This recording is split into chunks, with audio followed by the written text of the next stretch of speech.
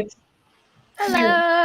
Hi. Hello, everybody. So, welcome to the third live show already of the Graceling Along. This one is for Bitterblue, which is the third book, not the last book anymore, which is so exciting, so wild. So I have so many questions though, because this was supposed to be the last book, and I'm like, why were we introducing these couple of things in this book, guys? It is for no reason. Like it is so much more satisfying now that it's not the end. Yes. Absolutely. I don't want to spoil it yet, but as always, we are going to have first a non-spoilery section. So if you haven't seen the book, but you still want to hear our general thoughts, you can stick around and we will let you know once we dive into spoilers. So yeah, let's start by introducing ourselves. So I'm Sarah from Sarah the Dreamer. You're already on my channel, so you should know about this. Hey. Okay. Next. I was also going to say, I'm Christine. I think you know who I am. At this point. And if you don't... wait. Don't worry, I know who you are, Christine. I'll be right back. You guys keep going. I'll be right back. I have someone else to introduce. Oh my gosh. Okay. No, I feel like we should wait for this introduction because it's worth that. Oh my God. Let's wait. Absolutely. No introductions until the new member arrives. We can't even. I can't. I have no thoughts.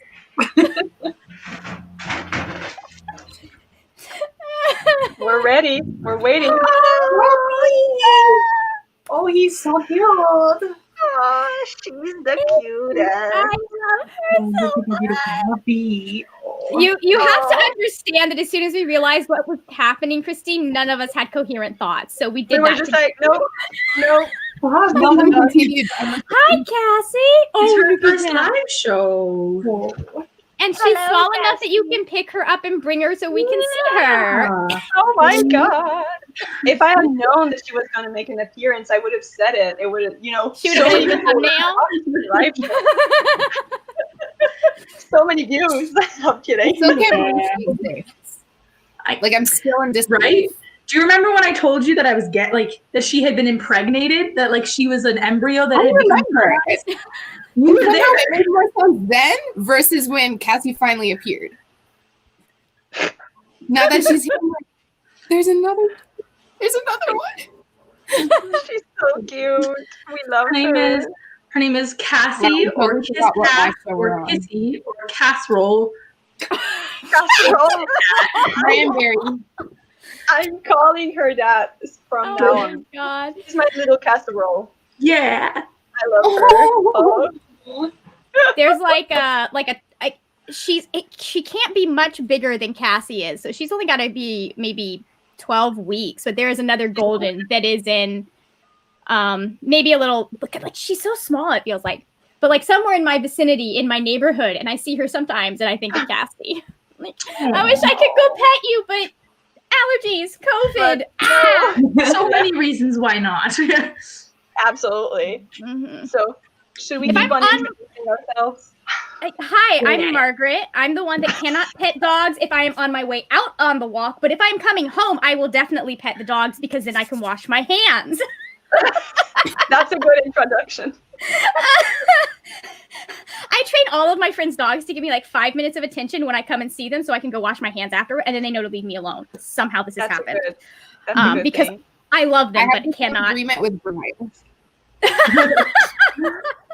That's funny. I talk about books on my channel quite often. I rant about toxic masculinity and feminism and occasionally, probably more, I don't know, occasionally racism because I'm reading a lot of anti-racist books right now. So It's always fun. I lose a follower when I'm like, hey, this was a good book. You should read it if you're white. And then they're like, unsubscribe. And you're like, I didn't want you anyway. Yep. That's goodbye. Trash right. yourself out. Who's next? I guess Carrie. it's I decide you're next.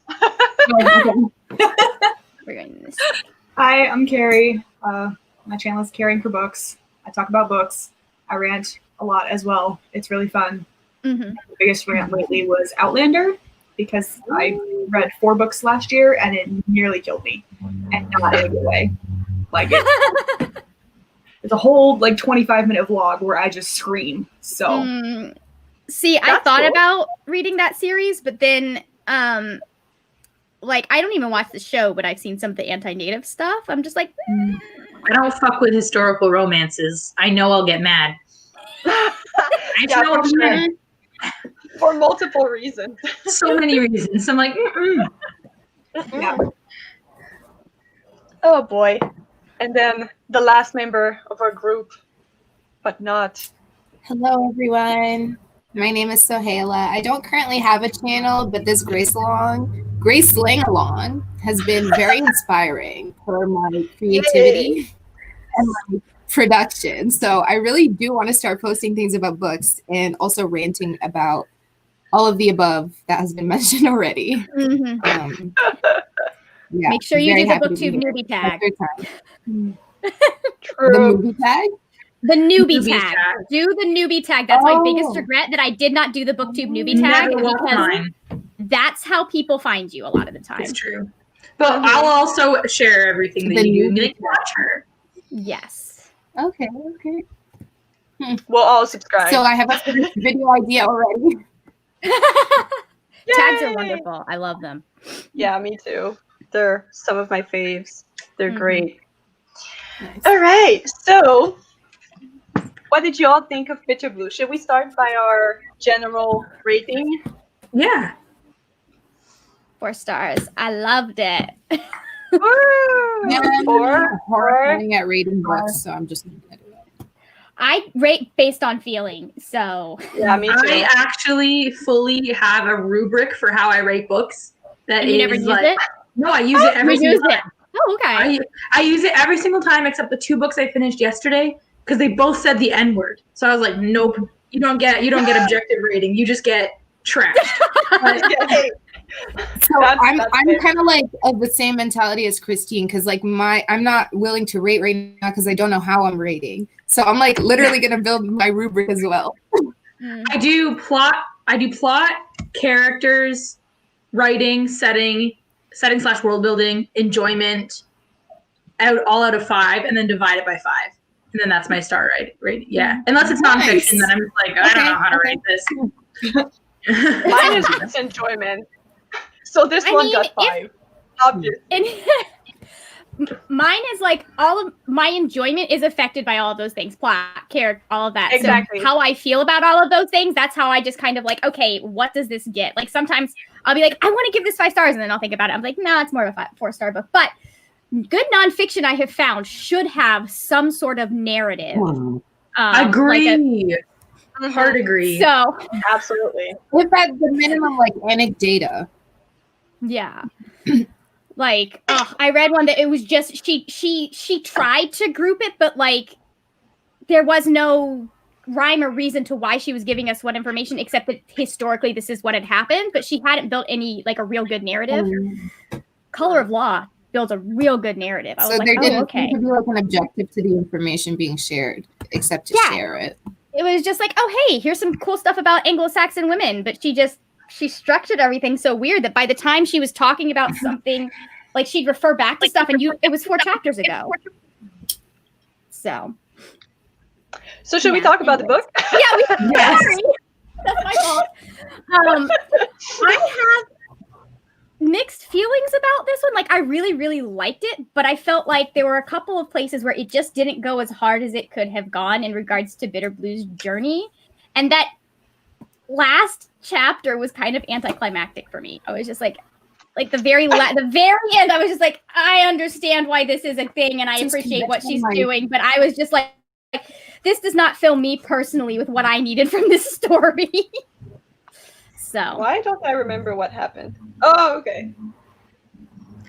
Yeah. We'll talk about As that later. always, struggle with the pacing. I love the writing. I love the characters. I love the world. I love the message. And I'm always like, why is it paced this way? And that's my only complaint always.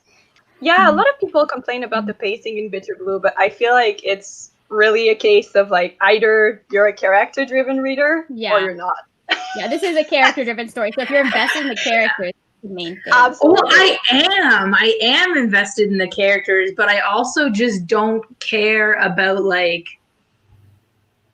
all the little things, you know, where it was just like, let's talk about the stairwells, and I'm like, oh no.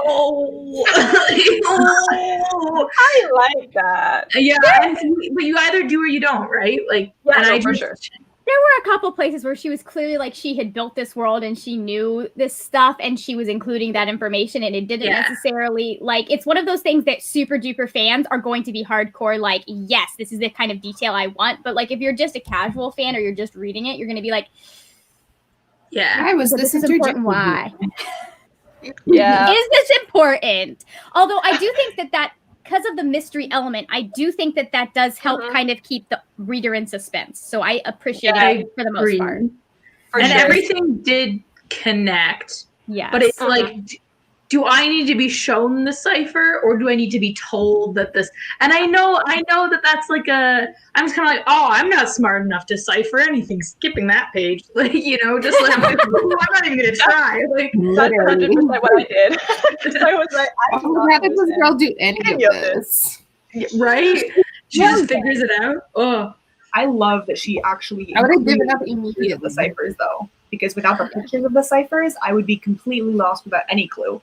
Yeah. So the pictures at least gave me a reference point Mhm. of where to jump off, and then logically I can understand the cipher. Could I do it? Oh no. yeah, you We're kind not of, gonna because pretend. I feel like without all of the graphics and all of the images, you could like, I couldn't really picture it in my head. So like when I saw it, I was like, oh, okay, this makes sense. Would I ever try to do this? No. But also like, it makes more sense now. Mm. still can't picture it embroidered onto the bed sheet though. For some reason, I'm like, how the fuck did that work? Oh, I know But- how that went. I mean, it's embroidered. Do you know what Yeah. embroidery is?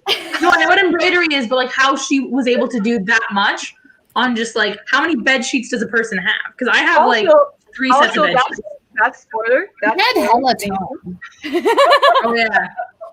This book's been out since 2000. That's not a reason. You don't want to spoil anything.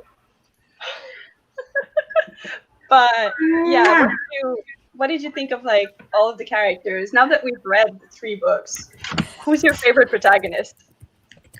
Somehow, I didn't see this coming, but I think Poe is my favorite. Christine is vindicated. Yes. She's like, yes, He's the another best one one. for the whole team. Dumb. He is like not intellectually, but just like as a person, he is an idiot sometimes. I'm just like, sir, you're making this far more complicated than it needs to be. Why are you the way you are? He's Sometimes. enlightened. He is a dramatic agree. Poe. He's so dramatic. That's why he Yeah, has he's a song though, because they're both dramatic as all get out. Oh my Oh, god, yeah, the energy I with could Poe. not. Honestly, like considering like how dramatic they are, I almost understood Gideon when he was just like, oh, you know, they're just too much. I was just like, yes, they are. They absolutely he's are. right. But we also love them. Yeah. He is right. They're that obnoxious couple. Exactly. So it's probably good for their friends that they don't spend a lot of time together. I am happy for them that they just fuck in a public fountain, okay? You know? In front of everybody. I'm not sure that's quite how far that went, but okay. No, I don't think so. I saw that more as them wrestling because apparently they're into that. Because they do it on a regular basis. True, true. But their relationship started with the fighting each other. Yeah, I know. And I like that. I love it. Absolutely. So besides Poe, who was your favorite? Like, which characters did you like in Bitterblue? Like, which ones? Oh, I love Bitterblue. Freaking Bitterblue. She's a do love badass. She's Yeah, amazing. she's so great. She's such a great protagonist. Christine's gonna hate me a little bit, but I did kind of like Saf. Saf is a little cock-sucking bitch. I mean, he is, but I did I kind hate of him. like him because he was I- funny. Hey, Saf. He's such a bitch. He's actually such a baby bitch. And I'm like, oh my god, how dare you? You make me like, shut up. Shut the fuck up, Saf. He did take that a little bit far. But Way too far. True. I'm surprised he made it out of the book alive. I was expecting, yeah. Anyways. If I was in that book, no sir. Where did Sohaila go? Her connection. Oh, she disappeared. Okay. She kept moving and cutting out. I didn't check the private chat. Sorry, my bad. Okay. You're good.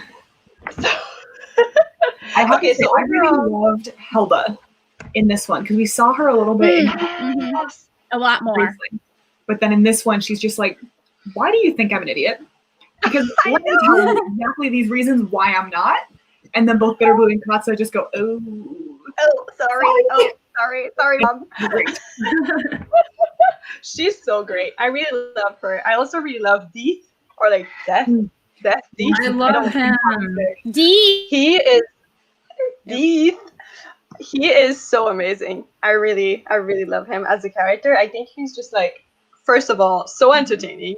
yes. And also just such a great character overall.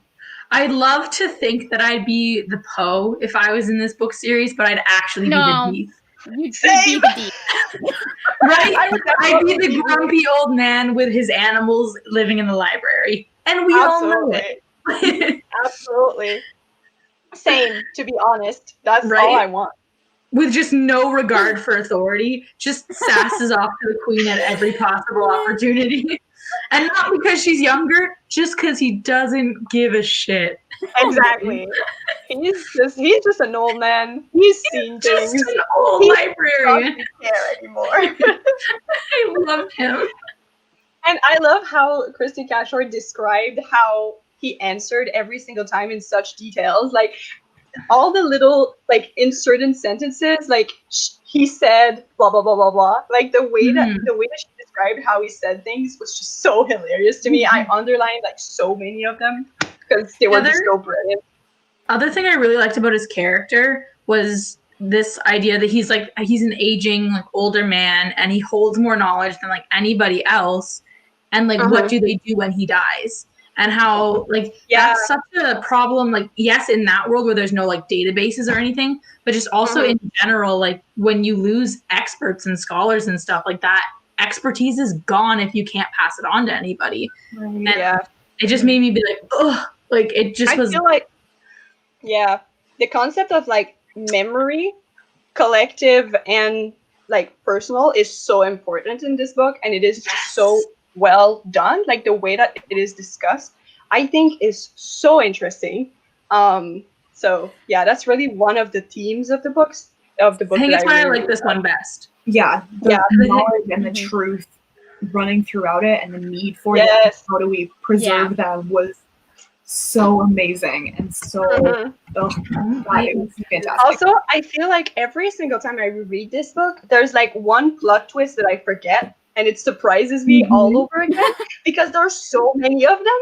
Like, you know, we're going to discuss this as we go into spoilers, obviously, but like, there's just so many things happening. And that's why it always surprises me when people are like, oh, this one was the like most boring out of the three. Like, they read the trilogy and they're like, this one was boring. And I'm like, no. Well, it's longer than the others. The pace is slower for sure, but also there's so many wild things happening.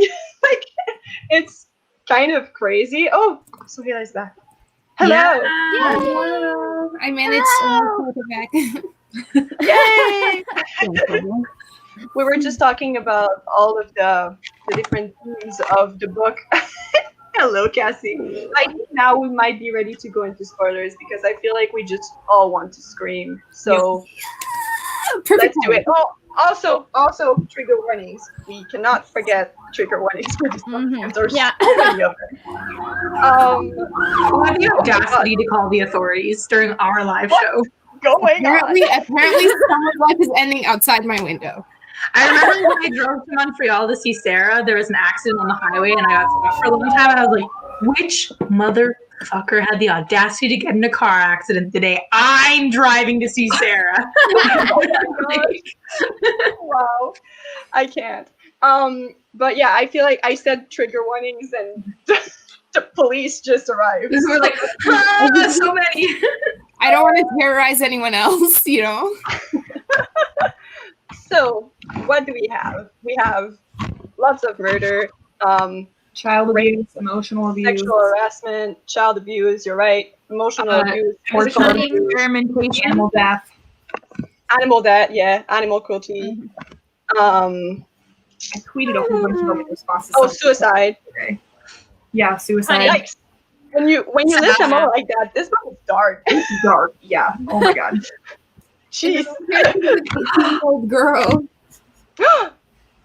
Yeah, She was attacking my scarf. I picked her up. This is Diamond. She's so cute.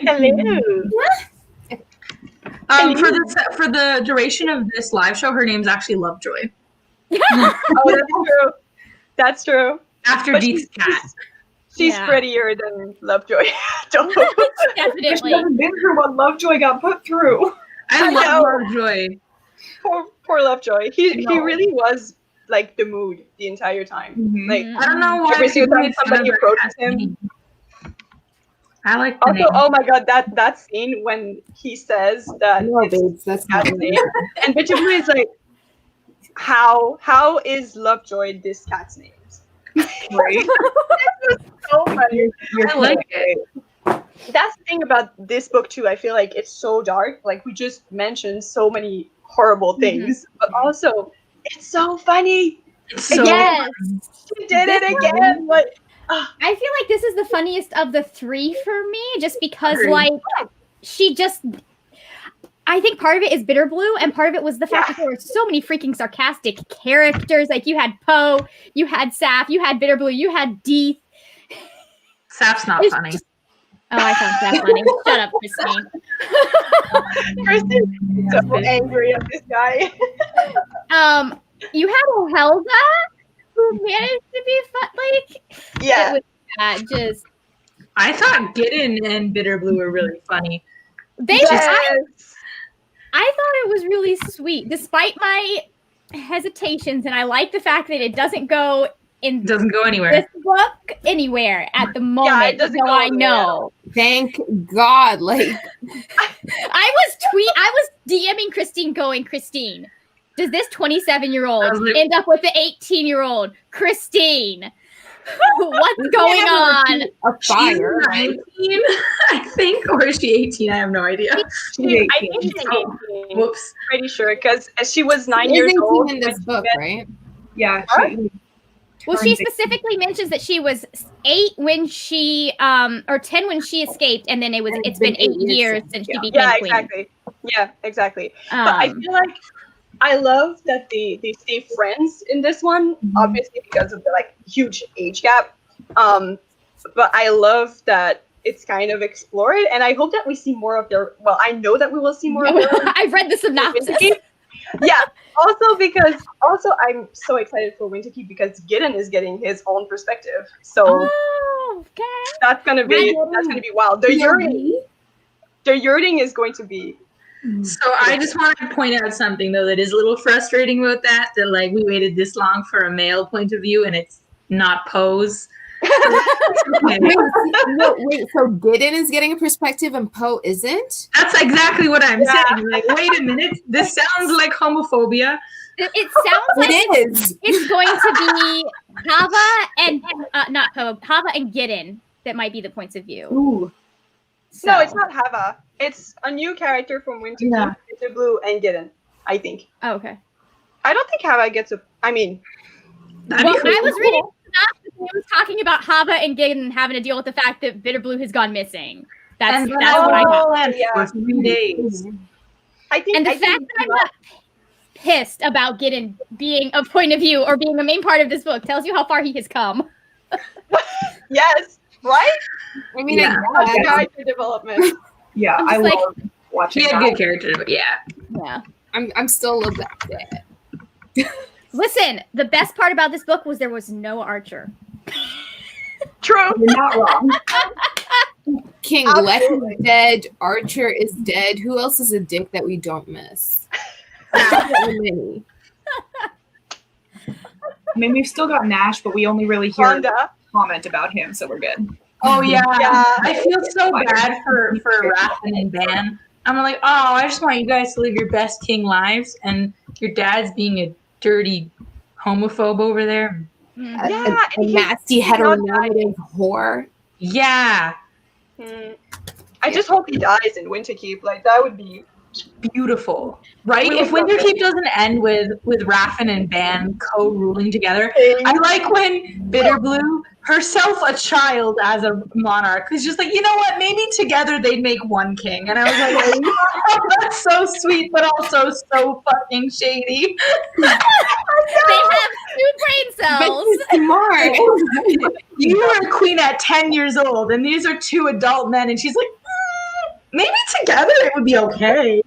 I mean, he's not wrong, though. I don't think you'll find what you're looking for here. All they do is sit in a tower and make medicines. So I mean, They're so they're so cute. and they just like, make each other puke like all the time too. Raffen and Ban are the like Tony and Bruce ship that Marvel never got. Yeah, I feel like Tony and hard to Bruce, though, Tony and Bruce would not continually be trying a vomit medication that was making them vomit. Right. They Like, need to they kill a have more robot and sense murder the than that. Yeah, but they have like more pressing goals in mind, right? Like they have like people's like health and safety, and like Bruce and whatever are like destroying New York. Yeah, exactly. So like, let's make a death bot, and then Ban's like, I just want to make an anti-nausea medication.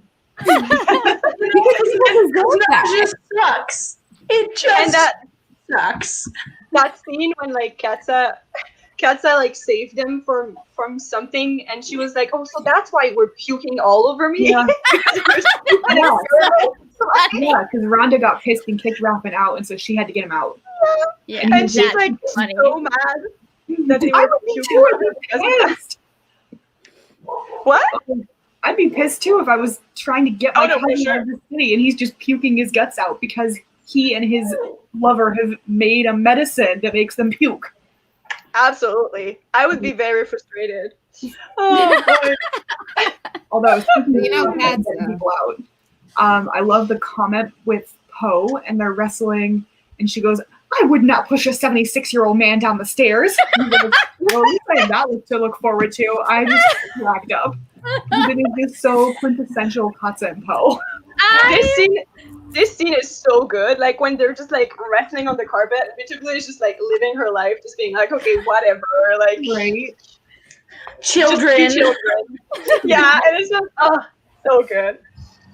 So I'm good. gonna go Come let in this her. room. I'll be right back. She's gonna shit on Okay. me if I don't. So. Run, run. Goodbye. But oh my gosh, yeah, we were talking about the different reveals that we have in the book. Margaret, which one shook you the most? Please tell us, because we already knew everything. So I mean, I wasn't really surprised by any of it because I was expecting like I think the biggest thing like that was supposed to be the big reveal was that Theo was, you know, shady, and I'm just sitting there going, obviously it's the issue is them. Like I was a little surprised that it was like Runemood that we got, but it makes sense because that was so early in the book that he would be the first one. But like I was just like, yeah, he definitely killed this dude. Like just I did think it might be more of like a Lex still had some sort of mental hold on people in the city. I was kind of expecting that to come in. So I was a little surprised that didn't. But like, yeah, I'm trying to think, was there anything that truly surprised me? you weren't even surprised by the fact that like Fire just showed up? Yeah, I completely forgot. That was the most exciting part, in my opinion. So the minute we discovered the tunnel, Yeah. the minute we discovered the tunnel, I was like, if Fire does not show this up in this book, I am going to set it on fire. So I read this book and I remembered the ciphers. I remembered the castle hallways. I remembered so much of the mundane things. Did I remember Fire showing up in the end? Absolutely not. No, not She even a little bit. texted me. She was just like, "What? I read it for that What? I was collaboration. like, did you remember?" I think if I hadn't gotten curious and gone to see what Winterkeep was about, I probably would not have guessed Hava being her sister until we got to asking about who Hava's father was. Just because for a book that is supposed to be the last one in a trilogy, it really didn't make sense to introduce that at the very, very end. I was just like, why did we do this here? Why didn't we do this earlier? Her other eye was red, and one of Len's eyes was red. Yep. Yeah. True. Well, I don't know if Graceling eyes passed down is my only thing, because it doesn't seem that Grace is passed down. Come on, Margaret, don't you know your Graceling punishers? I mean, it's the same eye color. So not that the Graceling thing was passed down, but like when it did happen, it happened the same way. Good question. Clear DNA that we all learned in biology. Madeline. I did not see Madeline being from the Dells. I don't think that was like a big shocking reveal to me. I was like, oh, but it was what? like, what? I was just rewind. For why? I had forgotten about that part. No, wait, because I knew she was the one that had left the dictionary. So, but I was still kind of shocked by that. I was like, what? I love when like Fire is like, oh, by the way, I'm a little bit sorry we spied on you, but like we kind of had no choice. that was funny to me. She would too. Like she's the kind. Yeah. I mean, duh. I really liked the subtle drag at like America and other imperialist countries that was like, instead of deciding to conquer us and bring us up to speed, they decided to wait and see what would happen. I was just like, if only more people did that. Just, watch from afar, see what happens. Let them figure things out on their own. And truly, if they had conquered, at least they could have genuinely said that the kingdoms were shitty. You know, like, oh no, they were doing terrible things. They did need some intervention. And they still were like, no, that's wrong morally. Let's wait. Unlike all of human history where they're like, yeah, they're shitty. We need to intervene. And they're like, what do you mean? We're having a grand old time over here. What do you mean? We're having happy lives until you came. Or sorry. Until bugs came, until insects came. Mm-hmm. Oh yes, obviously. It was the insects. I saw that and I was like, what the fuck? How to be the least self-aware you can be. Literally. Juice. Like definitely. And then meanwhile deposing Nander. Was it Nander they deposed? One of them was deposed and one of Estel was being contemplated to depose. Yes. That I can't wait to see how that plays out too. Yeah. Right? I was kind of annoyed that we had all of this examination of monarchy and whether or not it was good or bad. And like this idea that this other country, like she was dropping so many clues that could have led to Bitterblue being like, how about we work towards establishing a democracy? Like I like what she was planning on doing. But like I'm sitting there going, if anyone's going to do it, it's the 18-year-old who is the only person who has a clear mind after Lek has done what he's done. Like, my other question is like, there's this point in the book where she's like, oh my God, I'm actually from Monsey. Like, he's actually from here. And I was like, right, but you're still not actually, like, you still don't actually have any claim to this throne. Because he brainwashed the actual king and queen into naming him the heir. True. I don't think Bitterblue has any right to be the ruler. Christine might makes right. Don't you know that? You're right. He did. You know what? You're right. I'm sorry. I can't argue with that. He used his big, strong man powers to get in charge, so he earned it. He used his mental dick to beat everyone into submission. You're right. Yeah. But wait, I missed a part of this conversation. She's not a like. I love Bitterblue, and I think she's a great leader. But I actually don't think she should be in charge. Like fully. Oh no! I understood. I just don't know who. I heard the rules of hierarchy at the time. She is. Okay. So I do think she should be in charge. I just don't think she should be the sole leader of the country. Be an advisor. I think she should be like, let's. She's like, I will help. Let's. Nander's doing this thing. This is a good idea. I'm reading this book that's like monarchy is tyranny. Why would you have that book in there if we weren't going to be going towards a point where Bitterblue's going to be like, so guys, what if, just hear me out, what if eventually we phase out the monarchy? What if? Like, that was the thing. I felt like they didn't push that far enough with all of the stuff that she set up. Now, maybe she will in Winterkeep, or we're going to be seeing that. But since this was the last book, like, it didn't make sense to have that, those clues and all of that to kind of, or and maybe she's also in a good position to do that, right? Yeah, because she's the freaking queen. Like, especially because her heritage, like, she could potentially say, like, I'm here, but I feel like I shouldn't be, and let's do it this way instead. Like, she has that realization that she's insanely wealthy, but doesn't nothing with it. I'm just like, what? Where were we going with that? Relatable, so relatable. That part, I was like, you sweet summer child. What did you think? Bitch. Thanks for writing this. Oh wow, I'm actually unfathomably wealthy, and I can do whatever I want. You just realized? Like, I can take more than 3 sick days a year? But yeah, wow. That part was when so you've funny. already taken, like, all of them. I appreciate. He was not young Henry VIII because he was a monster, and absolutely no one told him no.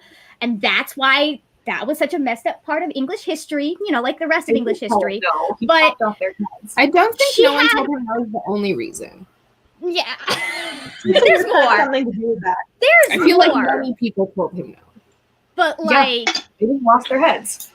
Yeah, exactly. And oh no, he was a very spoiled child. That's part of the whole issue. Oh, he was very, very spoiled. And so he was so used to getting his way that when people were like, oh, you can do what you want because you're king. But this is not that. Anyways, I think she could have exercised her power a little more. And the fact that it took her so long to figure that out was a continual source of frustration for me. I was just I agree with that. I mean, you're the queen, though. I mean, she's been queen for 8 years, right? So it's like. But she was 10 years. Yeah, but like in terms of like, the development process, because like maybe you could argue it's like part of the character development that she's like coming to know her power. It's been 8 years. Yeah, you've got to be somewhere between a Tommen and a Joffrey Baratheon. Like, you've got to fall somewhere in the line between complete pussy and complete monster. Like, somewhere in the middle is a healthy balance. And yeah, Bitterblue tipped a little bit towards Tommen for my liking. But she was getting there by the end. Like, I loved her journey. I would have killed her. I would have been like, they made the argument that it was like trauma healing. That would have been appropriate, I think. But I don't think that's what was happening. My frustration too is like I don't think that's exactly what was happening. Maybe. She was scared of being like her father. I mean, true. It might have taken. How many times did Saf have to disrespect her and threaten her and literally commit treason? And she's still like, I'm gonna help you. And I'm like, let him spend a few nights in jail. Like, let him get hurt like a little bit. Like, true. I'm not saying cut off his head. I mean, just a finger. Gideon did hit him across the face. That was very satisfying. It was. Yes, it was. I actually think that might have been a moment where I was like, oh. Oh, my favorite, one of my favorite moments was when Gideon's like, I have been told by Poe that if he does anything, I am to put him through a wall. And I was like, oh my God. That made me laugh so hard. I think, like, for me, it did. For me, the frustration was that she knew she couldn't trust them for so much of this book and did absolutely nothing about it. Like, she still let them do what they were gonna do, and I was just like, ma'am. But then I remember that she's 18, and I'm like, oh right, that's a good point. She is 18. No matter how like self-aware you are, you're still gonna be stupid about like new experiences. Boys, like, and especially romantic ones. Yeah. Also, I'd like to point out a hot moment for me in the book was towards the beginning where Bitterblue's just like having her stream of consciousness, and most of it I'm like, whatever.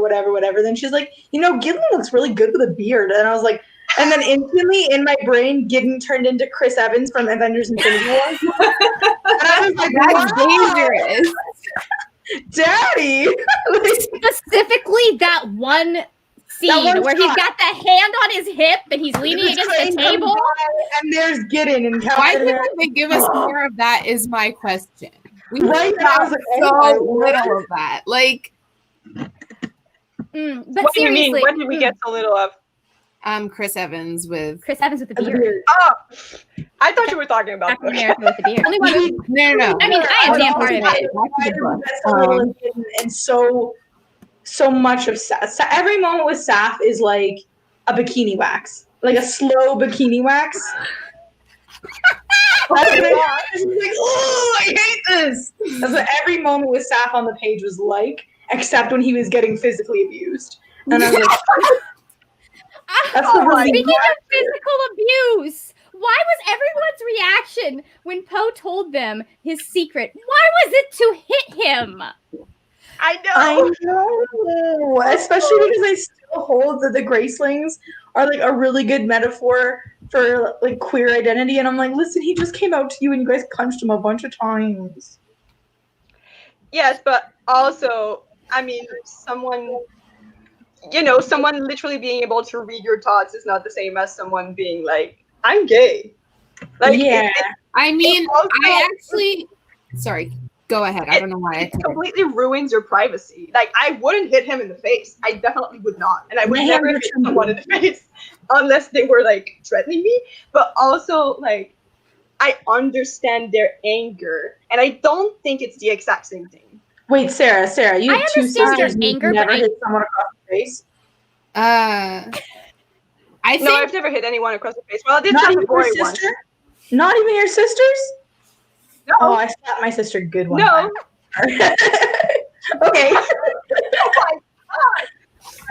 I think for me, the Graceling metaphor was like a really cool parallel for like neurodivergence versus neurotypical interaction, and especially in Poe's story, just because like the manner of which his grace like hurts people's privacy, while it does like impede their privacy, the person who gets hurt at the end is Poe. Yeah. He's the traumatized party. He's the one dealing with the guilt and the shame.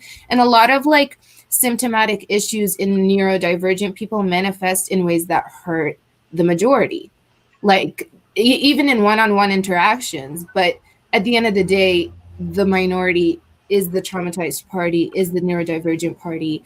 Those are the ones suffering continuously versus like the person whose privacy is like been impeded upon. Like theoretically. That was a really cool parallel for I think I should learn more about this before like truly understanding what you mean. But like, well, ask me questions, I can answer. I mean, I'm just.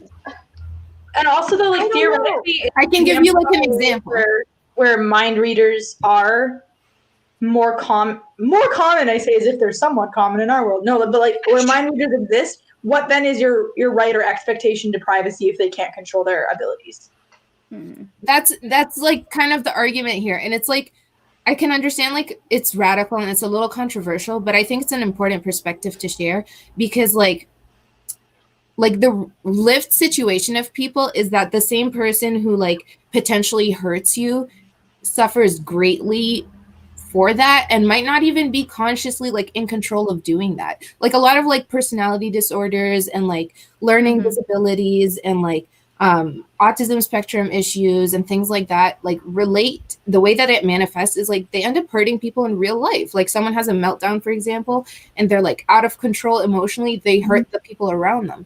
But they're so traumatized, they're so hurt, they've been pushed to this point. Like they're breaking down, kind of. So like while this person is being hurt, the alternative is that there's so much trauma going on. And I think that's really cool that we could see that with Poe, because like he goes through that journey basically where he like feels a lot of guilt about his grace, and like he's trying to like navigate the world in a way where he's like making people around him comfortable, but he's the only one who's conscious of the difference, and he's the only one compensating for the difference constantly. And Katz is constantly asking him to hide who he is too, constantly. And then when he's telling people, people's reaction is anger. It's like, wait, how can you tell me that you have this disorder and that you have psychotic breakdowns and that you might violently hurt me? And it's like, well, like I'm really sorry for the fact that that's true, but it's also true that my life is significantly more difficult than yours for that reason. Okay, I understand better what you mean now. Thank you for explaining more. No problem. I Very understand what you mean. Yeah. I understand what you mean.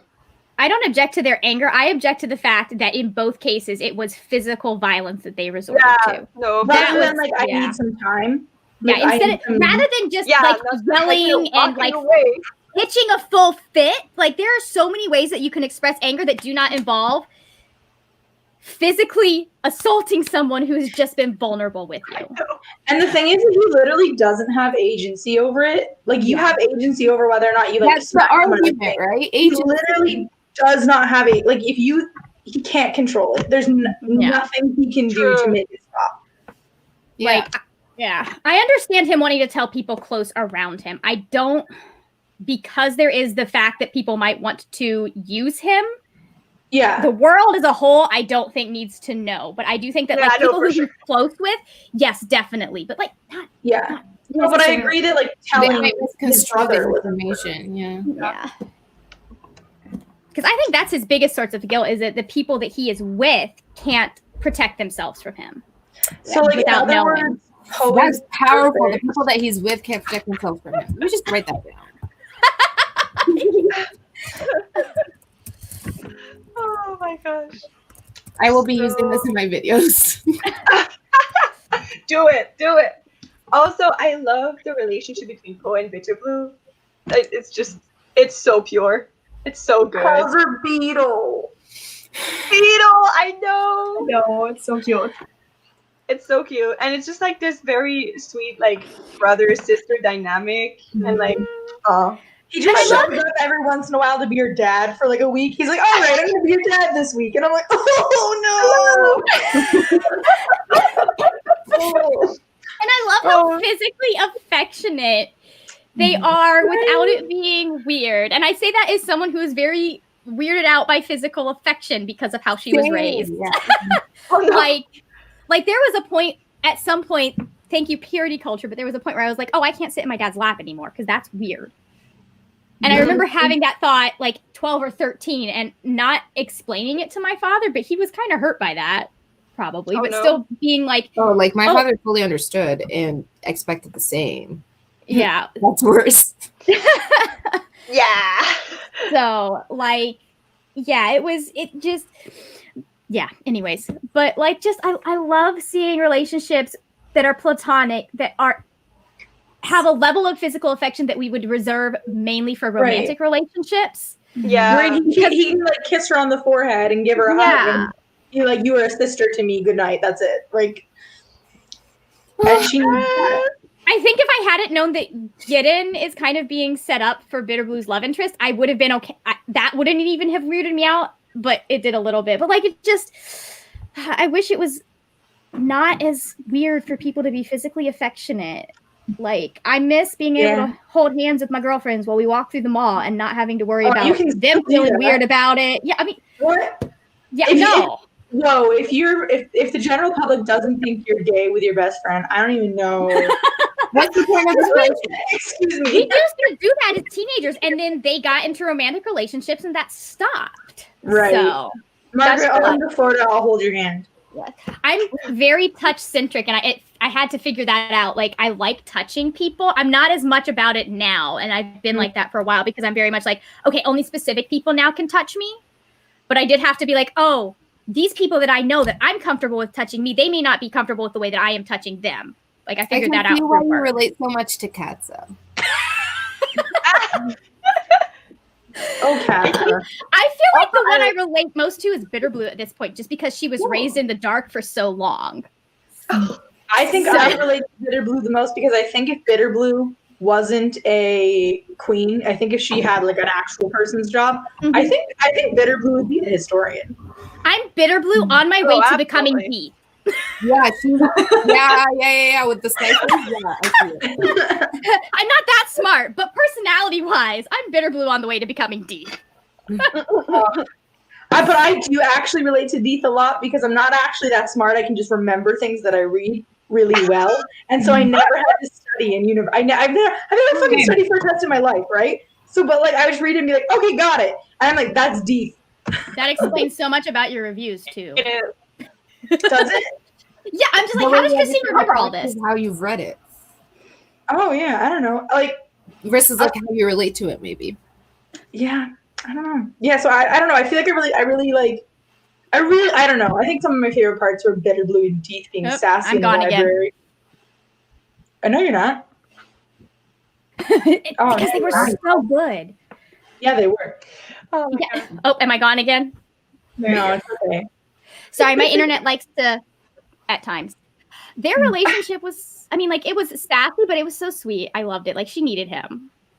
Yeah, I want definitely. to adopt Deeth to be my grandpa. I want Deep to be my... No, wait, no, I just want don't. to be Oh my friends with Deep. Yeah. Yeah, me too. I want to be friends with him so badly. Also, when Does he have friends?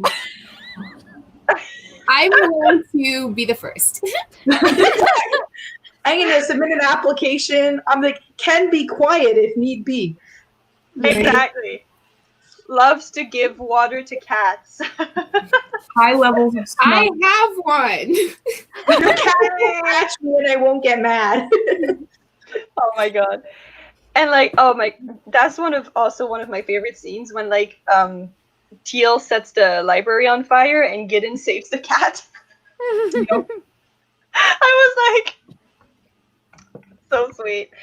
Oh my gosh. My brain won't stop going back to that. Oh, Gideon looks good in a beard. Like literally, it's like, oh, I know, and it's just, I love that she's like so oblivious to it for so long, and then suddenly she's like, you know what? He's kind of handsome because that is me. why does my pelvis feel this way? Oh my god. She's like, I never realized before, but you're kind of cute. Holy shit. And that really made me laugh. Ones are the best. The only Also part that- of the like entire situationship that actually is good.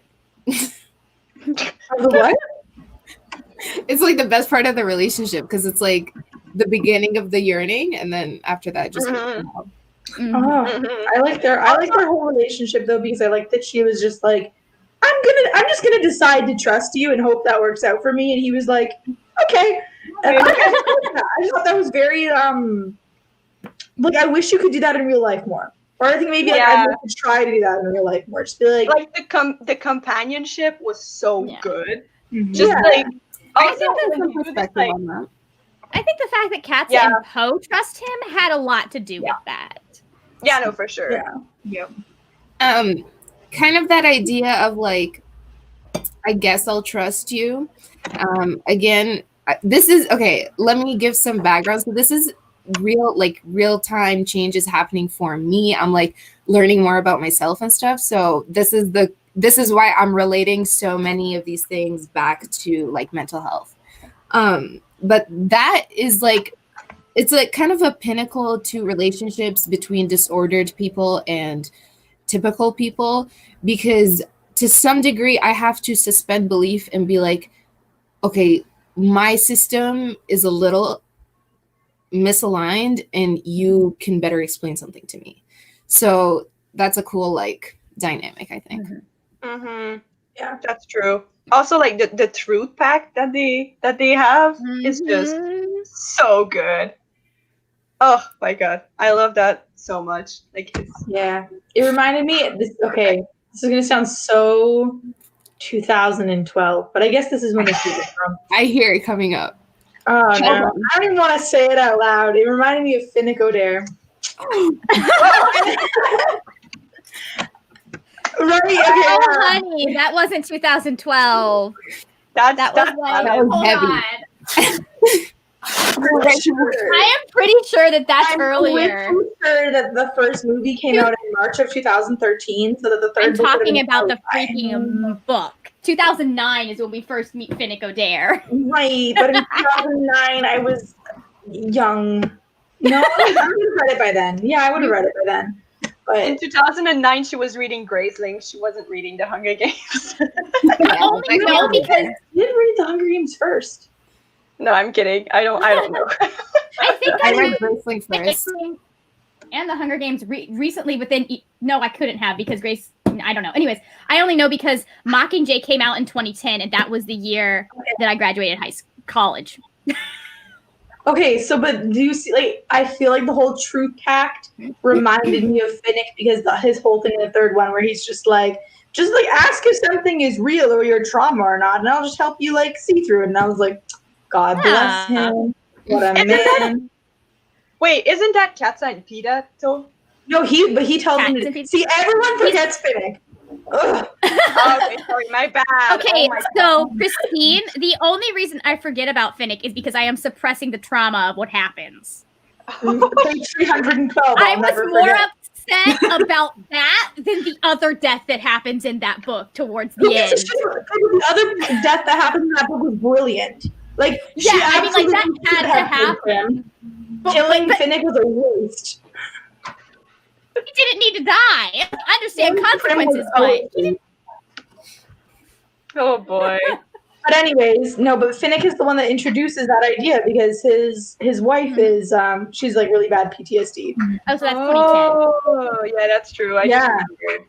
And so like that's how he helps Peta and Katniss communicate through that because he does that with her. And it just reminded me of that because I think like we can like I don't think Bitterblue herself has PTSD. She doesn't seem like symptomatic in that way of it, but like she's definitely working through a very traumatized environment and trying to figure out what the hell is actually going on. And I don't know, it just reminded me of that. PTSD is post-trauma, so she's still in the midst of it. Yeah, that's true. But she didn't like PTSD like alters your neurochemistry. It's not like just having trauma. So she didn't present any of those symptoms, but definitely the advisors do though, right? Oh yeah. Oh my god. For sure. Yes, absolutely. Jesus. That's like so intense. Honestly. Can we like oh, keep going. Finish. I was gonna take it somewhere else. Whenever she's like asking them questions and she's getting like so frustrated, like I understand her frustration, but every single time I was like, stop doing that, Bitterblue. They're traumatized. Please give them a break. Yeah. But back to what everybody's been saying earlier too, it's been 8 years. Yeah. Don't get me wrong, I know they were traumatized for far longer. She was 10 when her dad got impaled on a dagger, and they were, under his thumb. 35. They were also adults. But they are adults, and if they were going to be put in place into a position of such significant power for a girl who has been traumatized as well, she has to work through that trauma. Then she has to figure out her power, and she has to figure out how to, I don't want to say manipulate because that's not what I mean, how to work with these men, there we go, in order to improve her kingdom, which I think is also part of why it's been 8 years and she hasn't gone in the direction of democracy and why she didn't move that quickly in this book, because to go from Lek and 35 years to 8 years of what am I doing? I'm 10 to 18, don't know what's going on. And these men aren't helping me particularly much because they're burying me in paper. And my uncle can't help me because he lives 2 months away by sea. So like there's a lot going into that. And these men, yes, they were traumatized a lot longer. They have severe PTSD very clearly. But if I agree with you, Carrie. They need to be able to at least talk to her and say, hey, I need space right now. This is not a good way to address They this. have reminded me as well. That's also part of the conversation.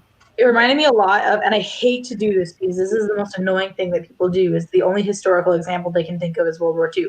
But I'm going to bring it back to World War II. It reminded me of, yeah, thank you. But like the first generation that experienced World War II in Germany did not say shit, right? They just like lived their life. They're like, ha ha. Right, and then the next generation, the kids that were born after World War II, were like, "What actually happened?" And they're like, "We don't know. We don't talk about that. We're not going to talk about that." And it wasn't until I think it was Lifetime or something in the States made a documentary about or not a documentary, a mini series with Meryl Streep about the Holocaust that adults in Germany were like, "Oh, no, that did happen." And like it was very traumatic for them to relive all of it, even if they were on the side of the oppressors and the traumatizers.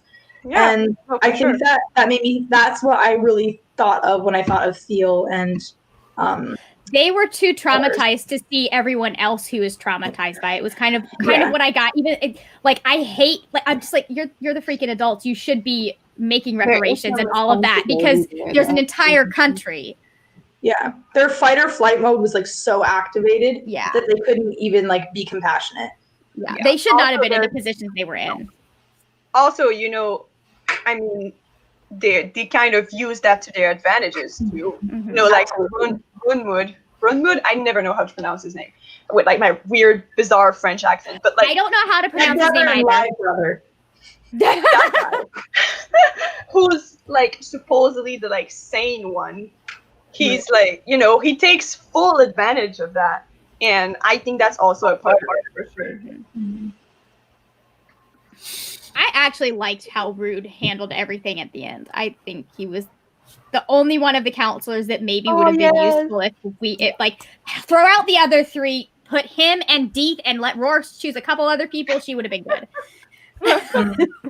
No, for sure. Just literally if I'm Bitterblue, I'm firing all these old men. I'm like, why do I want old men around? They're literally creepy. Throwing them in the trash, like the actual garbage bin. I'm bringing in the council and I'm saying, let's destroy monarchies together. And then when we're done, we can destroy mine. I'll retire. I'll go live on Leonid. It sounds nice. It sounds I like island vibes. I'll go live there. I'll retire and I'll watch anarchy unfold. Nice. So good. Also, I am very sorry to say, but I do have to go, guys. Okay. You working? That's I all always love right. being here and I hate leaving early. Lovely seeing Bye, you. I feel nice having you. Thank you so much. Thank you. Oh boy, I feel like we can talk a little bit more if you want to, but then afterwards I also have to go because I do have another live show in like an hour. No worries. We talked a lot. Yeah. I also wanted to discuss a little bit of the collective memory and all of that. I feel like we touched on it a little bit with what you just said, Christine, how with the Holocaust and everything. Yeah. And I think that's just such a good part of the book. So I just wanted to discuss that. It's the reason why this one's my favorite, because I think doing the work that I've done, it's the one that spoke the most to me. Yeah. Mm-hmm. Yeah, I get that. There's also, a lot of. I was gonna say, I having kind of come around to the idea of reparations in the last, I'd say, couple of years. Reading it, and it's never really called reparations in the book, but knowing exactly what they're talking about, I really appreciated the fact that she's sitting there going, we are responsible for these people. Wrongs were done to them. It is our job to fix those wrongs. Even though we weren't the ones that did her politics. Yeah. She was just like, yes, I am going to write in American politics into this book. You're welcome. Thank you. Here's what I believe. Good night. She is, for 2012, as a white author, I'm like, you're incredibly woke. And respectfully stand Kristin Cashore. Yeah. Yeah, we stand her. She's amazing. We love her pacing, questionable. Her politics, I think it's also so interesting because not a lot of the fantasy books that I've read actually deal with that. But I think it has so much potential in fantasy books that I think should definitely be explored, because fantasy is a way that you can talk about politics and about doing things differently and all of that. It has a very, very big potential for that. So I think that it's very interesting that she decided to do that, and she was just like, yeah, teens are gonna read that shit. I'm going to show them. She's indoctrinating young girls without them knowing it. I'm cool with it. I like it. It's a great point. This one goes into a lot of almost the aftermath of what the revolutions are. And at least most of the fantasy that I've read and have on my shelves currently focuses on the actual act of deposing somebody, or there's a war or whatever. And so they don't talk about reparations or the trauma that comes from after. And so this one, I loved that it dealt with the aftermath of it. Yeah, absolutely. The typical hero in that sense, the one that gets all the action and the those cool scenes of killing the evil king, and then Bit was the real life like kind of person is doing the work to heal every single day, and it's not just like one moment of throwing a knife in somebody's eye. It's like constant work. Struggle with trauma every single day for the rest of my life, probably, to make this feel better. Yeah, she has to fix everything, basically, which I think is super interesting. As we were talking about that, I actually realized that I have read a series that kind of deals with that, and that's the Mistborn trilogy by Brendan. Yes, I was about to say, like, Vin does have some of that in there. Yeah. So definitely, that's what Christine will either love or will hate. I've read the first one. I like the first one.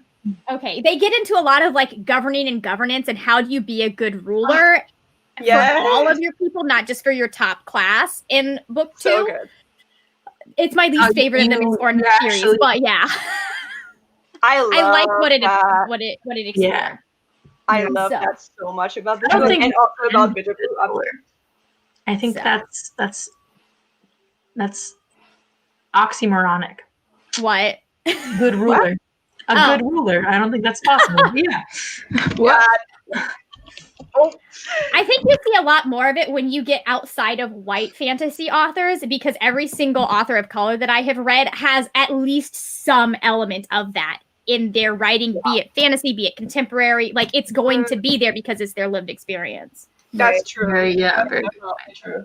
I will say, thinking about it as we've talked, I realized Mercedes Lackey actually deals with war and PTSD and sort of all of it.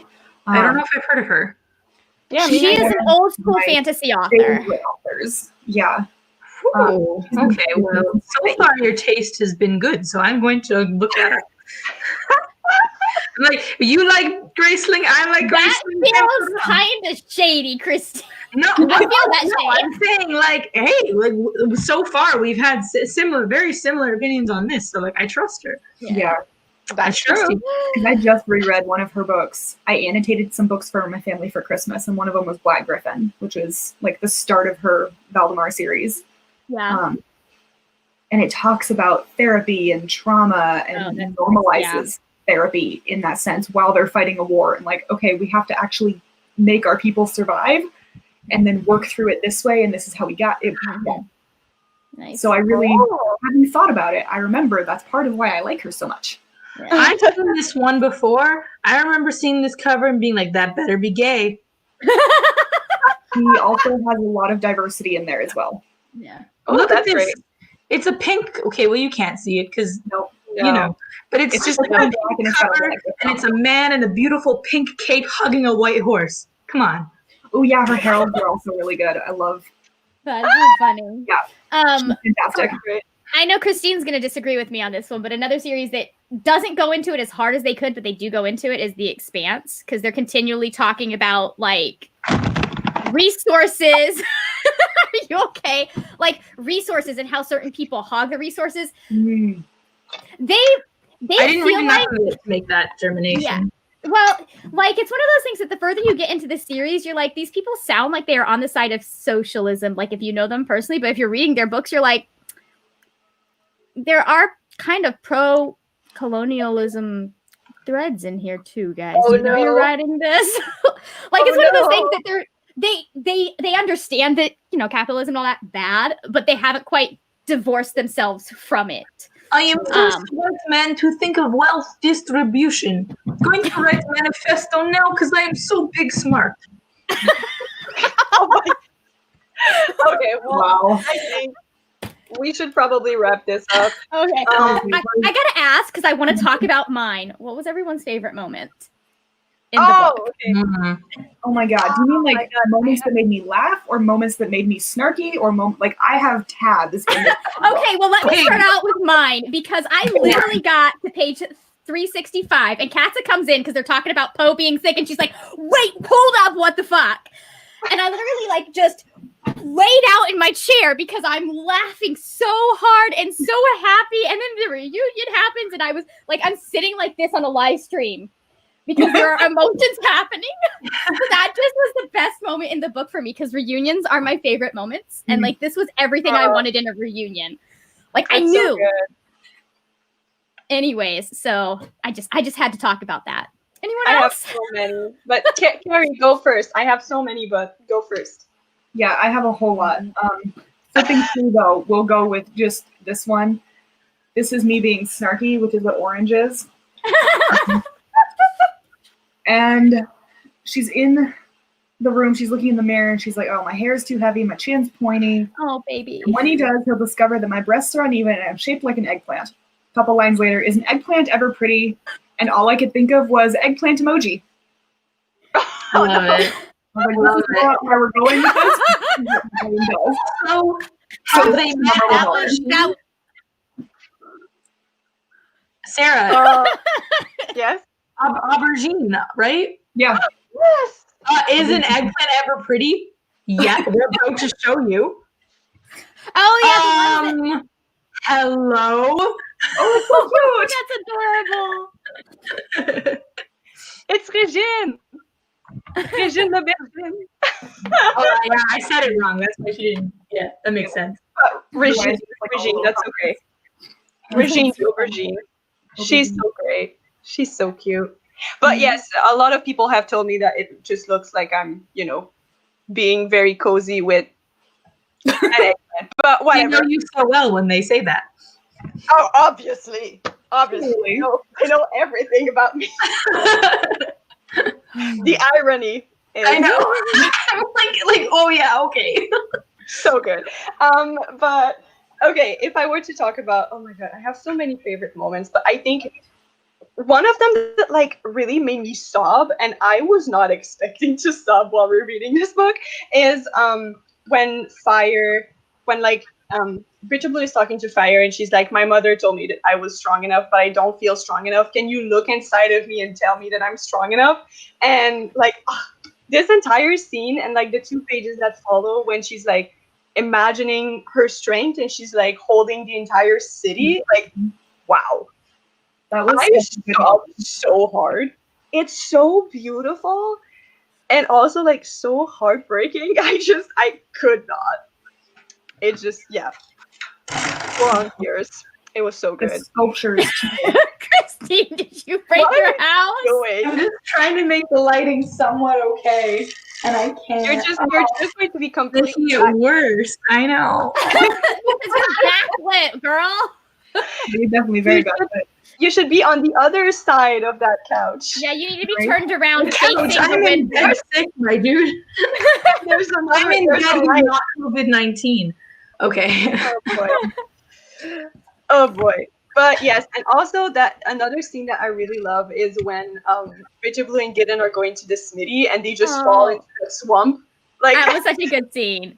That scene is just so good. And it just shows how they're just 2 dorks just dorking around, being dumb, and yeah, I love them. I had 2. My real favorite scene that I pretend isn't my favorite scene because it kind of involves Saf. Fuck him, by the way. Is at the very end when she's like, oh, by the way, you can ask Saf and he'll give you a good dream because that's what he does. And she's like, oh my god, I think I've been waiting to meet him my whole life. And I just cried. I was really, really high when I read that, and I was like, oh my god! I was on I had the worst trip of my life. I actually thought I was asleep, but I was awake. I thought I was convinced it was very bad. But anyways, I read it and I was like, just very emotional. Fire in general, between Bitterblue and Fire, just my heart. I couldn't. It was just so ooh. But yeah, and then also I really, really did when she finds out that his property was burnt down and she actually goes on her knees before him, and I was just there's something powerful about that, about a queen getting to her, being I'm so sorry for you, and your grief is my grief, and it just she was literally physically shouldering some of his sorrow for him, and it was just kind of oh. Also, I love that she's kneeling because she just wants to be on his level, on the floor, and he's like, you should not kneel before me. And I was just she literally was shut up. He says that, he's don't kneel, and she's My favorite part So about good. that was when she was like she understood that he was too numb to process, but she knew what was gonna come, like It the was storm was coming. gonna be coming. Yes. Yeah, that's, it's such a good scene. It's also one of my favorite scenes, but also it breaks my heart every time. But it's so well done, so And good. then when he finds out everyone's okay. Oh yes, I know. And the horse in the courtyard. Yeah. That also. Wow. Well, and then when you find out how his brother died, I was like, Ugh. Yeah. Yeah, He's yeah. getting some of his stuff back, I think, when Raffen becomes king, because like they carried out a lot of it, so he's getting some of it back. right, but like, oh man. It's I can't rough. believe I actually liked it now. I should have seen it coming though. I should have seen it coming when she was like, Gideon, tell me about your property. And he was like, it is my favorite place in all the world. Because she did that to Poe too. And then she's like, Poe, you're not going to be able to see it anymore. And then to Gideon, she's like, I'm just going to burn it down. I'm like, why do you do these things to these men? But my God, they just like their lawns. I get it. It's a little bit classist. But damn. Damn it. Damn it. But damn it, did I sympathize. They just want to look at their grass. We don't want to feel sorry for lords, but yet we do. However, here I am. And I also love that every single time like people are talking about him, they're like Lord Gideon, and he's just like, I'm not a lord anymore. And they just keep on calling him a lord because they don't care. They're like, Branda cannot actually take that from you, sir. Exactly. They're like, you're a lord in our hearts. I know. Oh. What an emotional book, honestly. Yeah, truly is. Mm-hmm. But anyway, hey, Benji's here. Benjamin. Oh, I have been ignoring the comments, apparently. Oh my god. Oh my god, Christine. Hi. That's so funny. So yeah, Benji, we're almost done actually. So you're not really Yeah. You're kind of late, but also we're late. We're pretty done. Benji, you missed me talking about my mushroom trip. Okay, we were all on video call when I took the mushrooms, and then Benji left the video call, so he did not see the aftermath. But He did not want to bear witness to this. that's probably why he left, yeah. Oh, also, Benji, you missed Cassie. You missed the Cassie appearance. Oh, you did miss Cassie. Yeah. The news Such is that thorough. it has been recorded. You can rewind. What? I said it has been recorded. They can rewind and watch from the That's true. beginning. True. That's true. You can go That's back true. to the beginning I and just see need to the get back iconic to- Cassie appearance. So I can go to Canada. Benji's actually the top of the list for like if I was to sell someone one of my dog's puppies, Benji's like the topmost person I'd want to like have my puppy. Just because he's like Excuse so me? okay, you can be number 2. No, but listen. I was gonna say I'm only not on that list because I can't take the dog, right? No, you're all of those, but Benji did all this research into dog training and he loves Briar so much and like listen, he just like went out and like started practicing dog training on his brother's dog. It was so I was like, listen, I'm giving you 18 puppies. Like what are you can have the whole litter. Oh my god. Okay. That's Well, funny. I mean, Kristin, You can Benji and I too. just have to come over there and just pet all the dogs. That's all I want. You know what? I guess we'll just have to socialize the puppies somehow. And it is important that puppies meet Canadians from every province, I've heard. So Yeah. Albertans, Quebecois, you know. Gotta get them over here. Anyway, so I think we should probably bring this to an On end. this note, Except unless you have like other things you want to discuss. us. Hell yes, we are That is a Benji. piece of shit. Hell yes, we are going to. We're just gonna fly over there and grab them. and You run. know- I like how you fly over there as if you're not going like to me. Yeah, no, I mean, I'm in the middle of you two. listen. But yeah, do you have anything else you wanted to add for the Bitterblue live show, not related to Kristin's dogs? Wait, no, I do though. I do. I actually have something really important. I need it. I need you guys to be patient with me. Like one more thing, okay? Like I promise. Oh my God. Oh, is Cassie back? No. This is really important. 1 second. Say it. Oh my God, don't fall over, computer. This is why you shouldn't do a live show when you're sick in bed. Okay. Poor Christine. 1 sec. It's gonna say fuck do it. Zach or something like that. Yeah, for sure. Oh my God. Either that or it's gonna his name is Bucky. What? It froze. I can't tell what it said.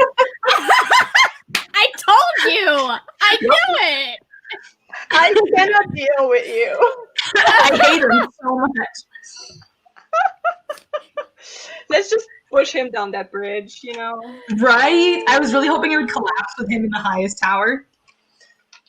Which character had the best development? Definitely Gideon. I mean, if we're talking series-wise, definitely Gideon. Over Also, the course did of the you whole... read the books? No. No. Oh. Doesn't Benji, have time for when was the that. last time you read like a fictional, like a fantasy book, Benji? Answer at your own pleasure. Right, scrambling. Oh boy. No, I think we've covered everything that I want. I just want to say that again, I am happy there is no Archer in this book. I have a friend who's reading it and he absolutely hates Gideon, and I cannot wait to see his reaction to Archer. I'm just like, this is gonna be epic. Also, like one of the best things is to see people hate Gideon and Graceling, and then get over to Bitterblue and be like, oh, you know what? Okay, like it's fine. Whatever. Like, Or also I just get it, Margaret. Gideon and then to meet Archer. You're like, suddenly Gideon's crime seems so less. Yeah, no, absolutely. Gideon messed up one time. Okay, maybe not one time, but he wasn't asked for a short amount of time. Archer was just manipulative and awful, like the entire He was time. awful. Yeah, no, for sure. Like, For sure. like, I understand. Okay, so this is coming from someone who was very sick as a kid. So I understand wanting to protect someone, but you still have to give them their agency in that. Like, oh, no, I think like the major thing in Fire is just Fire gaining her agency, like pushing Archer aside. Just basically, just like, nope. So, and I do think, like, I do think they will work from what we've seen in this book, Gideon and Bitterblue. Like, he's definitely what she's going to need when she's matured a little bit. Right. So, like, I've definitely shipped couples that are far more problematic with larger age gaps, but I was 19. So 15 years with a 15-year-old didn't seem weird for some unknown reason. But in 10 years, their age difference doesn't matter. Yeah, that's the thing. I'm like, now. if she was in her early 20s and he was 27, I wouldn't care. Yeah. If he was a few years younger, I would care because I feel like they're closer to the same kind of maturity level that way. Yeah. Or there's at least a way that she is not going to be. Yeah. She's literally like. Also, we have to consider like the power dynamic. Yeah. She's literally a queen. She is, You know, like, but so there's a power I understand dynamic what you that comes mean. from like that's my thing is the power dynamic. Anymore. There have definitely been 18-year-old queens that have been manipulated by their spouses. No. I absolutely agree. That's for sure. That's Like, for sure. However, this is also fictional, so Gideon can't be anything other than what Kristin Cashore says he is. So I am quite often more okay with bigger age gaps in fiction. He's actually the only thing that Gideon is Chris Evans in an Edinburgh train station. So. I'm gonna his only characteristic is that he's hot with a beard, and he has a deep voice, which we love. Also, let's just say that. I'm just gonna send a GIF in the chat of the GIF that I think of every time you say Chris Evans in a beard. But I know exactly which scene you mean because it's tattooed on the inside of my brain. Oh, no, but you don't understand. Like, yes, I love him coming into the light, but there's another scene. I'm just like, I keep staring at this GIF. I was staring at it last night, and I couldn't use it. And I'm just like, I want to use this so badly. There we go. Anyways. Send us I sent it. Oh my god. Did you send it? Oh, okay, on Twitter. Great. Yeah, Okay, perfect. I have to admit that my highest attracted to Chris Evans moment was in Endgame when he grabs the thing, I do not know. and I was just like, Oh, I know what thing you mean. yes. Oh, I know what Oh thing no, you okay, mean. no, I know what you mean. Actually, it just clicked in my brain. I know exactly what you mean. Bucky's But dick, Like- actually. I was like, yeah, take it and rip it off. No, wait, did you say Bucky or Tony? I said Bucky. I thought I heard Tony. Okay, we're good. I am so confused. But anyway, Christine just left. I traumatized Christine. No, Oh my don't do God. that to Bucky. Bucky does not deserve that. Tony kind of does. Oh jeez. Maybe not an endgame though. Maybe an endgame. Not an in-game, but in Civil War. Yes. Okay, so we've been going off topic for like Okay. for the last hour and a half. It's real, but like the last 25 minutes. Christine keeps mentioning Chris Evans. Yeah, I see that. I feel it. I feel your feelings, Christine. I don't particularly care about Chris Evans though, but anyway. So let's just say to conclude, we're so happy about Winterkeep. It is coming out so soon. So 3 excited. days. 3 days left. Before all of that wonderful yearning. It's gonna be amazing. I'm going to die multiple times while reading this book. As I feel a lot of you also will. And so yeah, because of shipping and bookstores being closed and everything, we don't know when the next live show is going to take place because everybody needs to get the book, right? So we shall see. We will decide when we do it, and we will definitely let you know on Twitter. I don't even know if there are any people here, but I will let you all know. Benji. Yeah, Benji's here. Benji, read all of the trilogy and then read Winterkeep and join us. And Joe Smith is in the comments. I'm just gonna get the ebook because I'm waiting for the paperbacks to come out so that all of my books match. Oh, that's a good idea. On my channel though, guys. Yay! Your channel. Yes, it's gonna be so nice. And so yeah, we will let you all know about everything. And by Benji's demand, I will now speak French. Possibly. I mean, I don't know what to say. Okay, let's do as if I was like Hello. I don't know. Bonjour. I don't know what to say. Christine, stop that. Donc, c'est ça. On va se voir la prochaine fois pour le live show pour Winterkeep. That was so awkward. I don't know how to speak French in this situation. But all right. French is a first language speaker. I don't know how to speak French. I don't know how to speak French. It leaves when I get on YouTube. It doesn't work anymore. Okay, it's okay. I got it. I've got it. You ready? I'm ready. Je me suis mangé parce que je suis un frambois. Qu'est-ce que What? What did you say? I said I ate myself because I'm a raspberry. That's good. That's fine. That's totally okay. Well, we're just gonna leave. Okay. Goodbye, everyone. Seems like I'm done. See you all once we all have Winterkeep and we've all read it and we're all ready to scream. Okay. Bye, love. Bye.